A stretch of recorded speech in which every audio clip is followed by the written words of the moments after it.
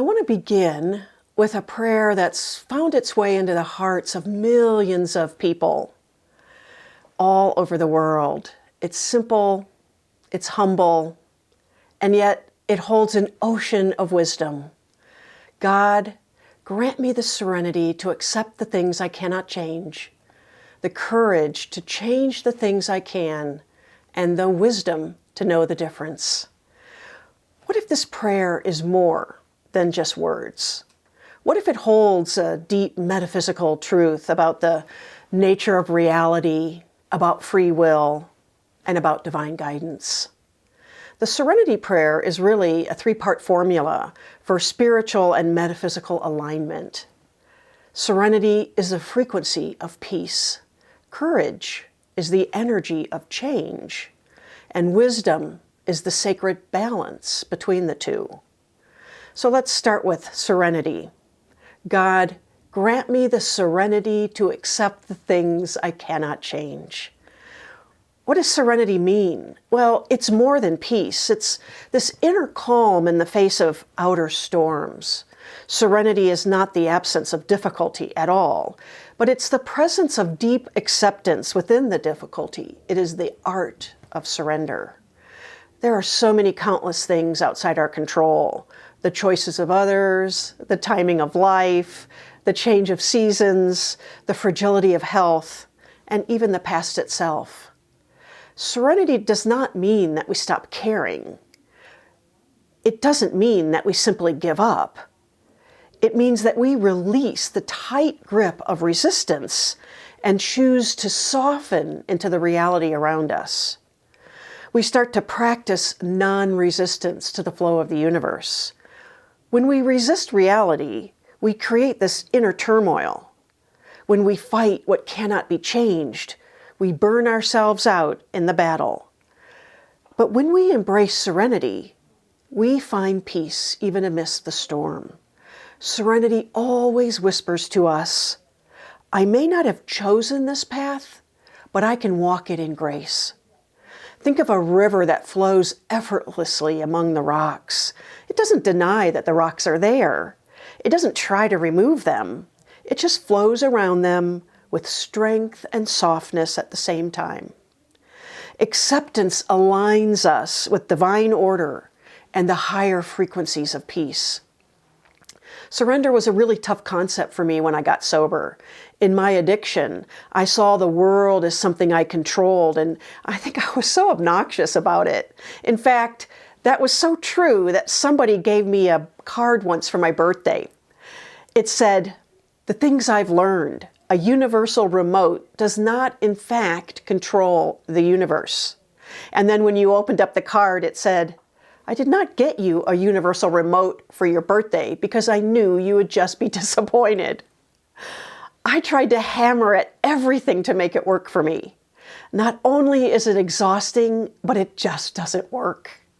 One of my favorite parts in the big book of Alcoholics Anonymous is on page 417. And acceptance is the answer to all my problems today. When I am disturbed, it's because I find some person, place, thing, or situation unacceptable to me, some fact of my life, and I can find no serenity until I accept that person, place, thing, or situation as being exactly the way it's supposed to be in this moment. Unless I accept life completely on life's terms, I cannot be happy. I need to concentrate not so much on what needs to be changed in the world as on what needs to be changed in me and my attitudes. This was revolutionary for me when I first got sober. I probably read that 100 times during the first year of sobriety because I needed to keep reminding myself of that.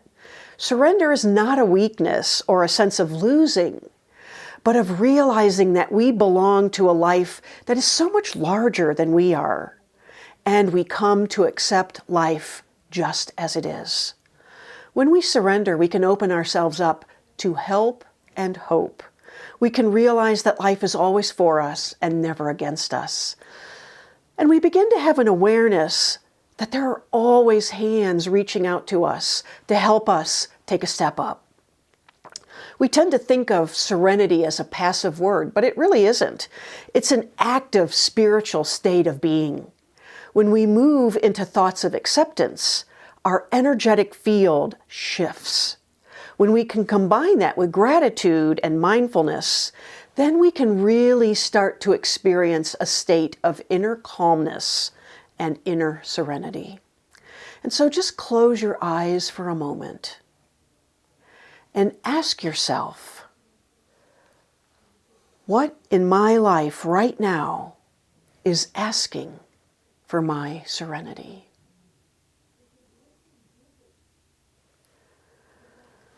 Then next comes courage. Courage to change the things that I can. Serenity is not passivity, it's not resignation.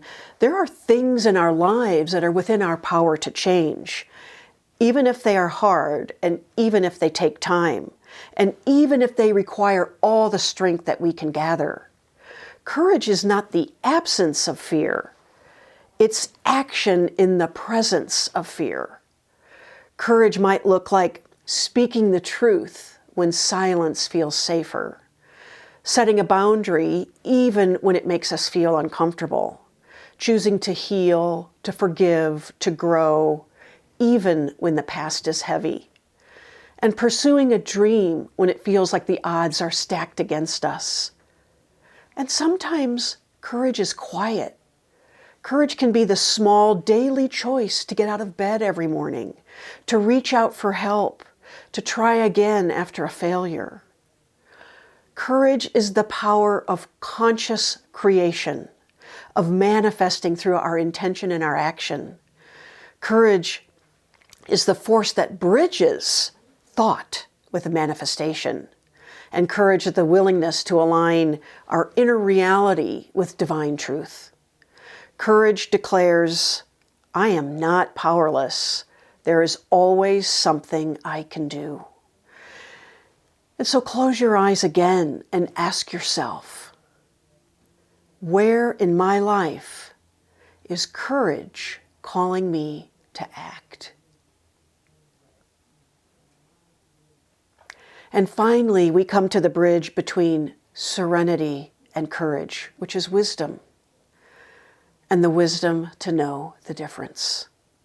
This is perhaps the hardest part, to discern with clarity whether a situation calls for acceptance or brave action. Wisdom is what keeps serenity from becoming apathy and courage from becoming recklessness. It grows in the quiet spaces of reflection, in prayer, in trusted conversations with friends or our sponsor, in the stillness of our hearts. It grows with experience and it grows with humility. Wisdom always recognizes what is mine to carry and what belongs to another. When to speak and when to stay silent.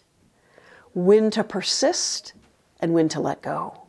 Wisdom listens beneath the noise of fear and pride and asks the question, what is life inviting me to do here? And here's the beautiful thing. Even when we aren't sure, even when we don't yet know the answer, we can trust that wisdom grows with time. Every experience, every reflection, every challenge teaches us wisdom. And so wisdom becomes discernment, the bridge between acceptance and action.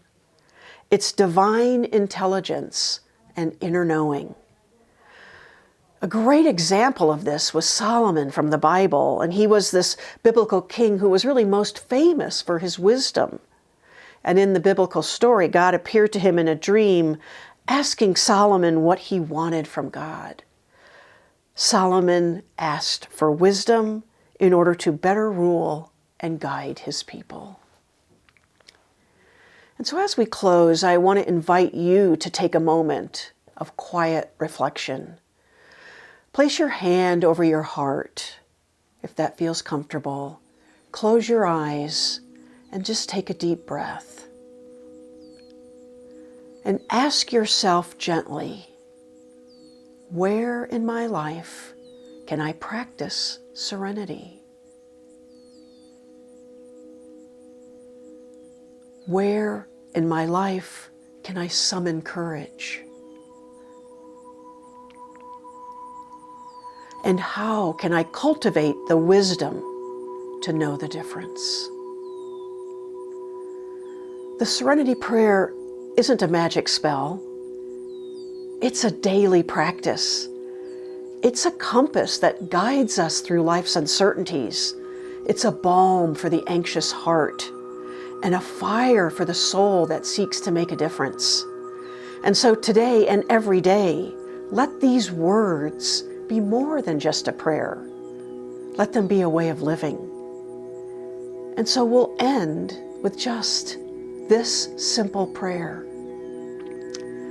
God, grant me the serenity to accept the things I cannot change, the courage to change the things that I can, and the wisdom to know the difference.